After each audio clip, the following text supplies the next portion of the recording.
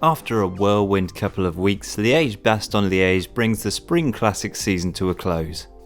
Its first running was all the way back in 1892, and it's traditionally been a race that's hard to predict because the hilly parcours is suitable for one-day specialists as well as lightweight climbers.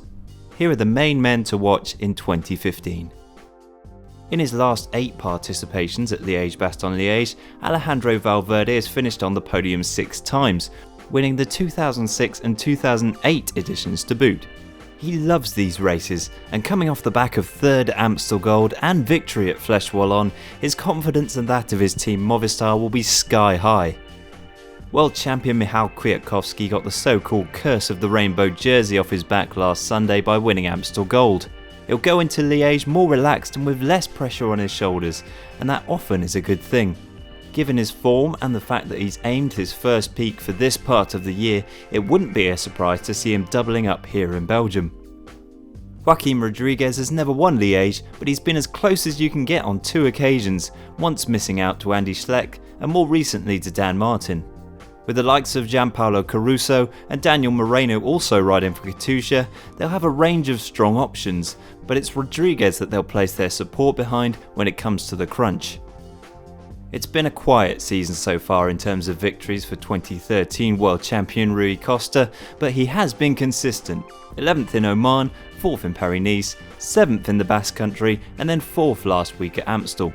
His best result in this race is 9th 2 years ago while riding at the service of Valverde, but he will be here leading his LAMPRE-MERIDA team and will be looking to make the podium. 2 years ago, Liège marked the first monument win for Cannondale-GARMIN's Dan Martin, and he came close to repeating the feat last year. Clear from the field with just a few hundred metres to go, his wheel wiped out on the very last corner and he had to sit and watch as the race slipped from his grasp.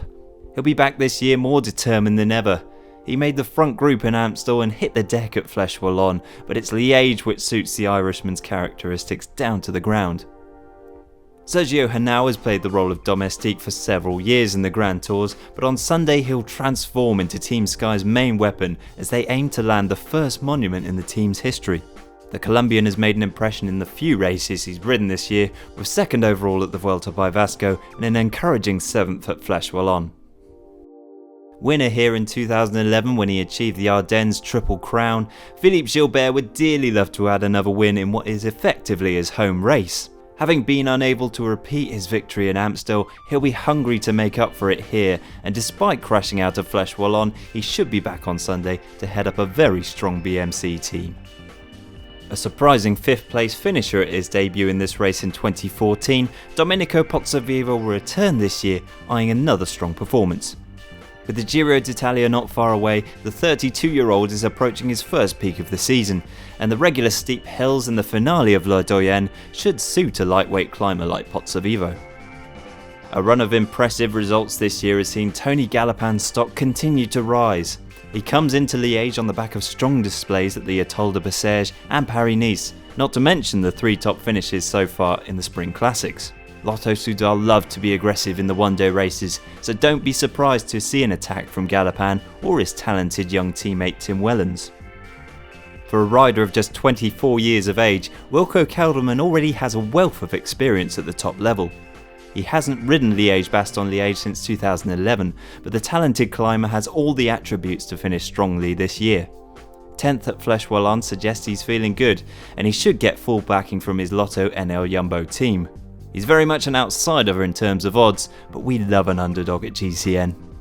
We probably could have picked half the peloton for this list, but there's our 10. Make sure to leave us a comment and let us know who you'll be looking out for on Sunday.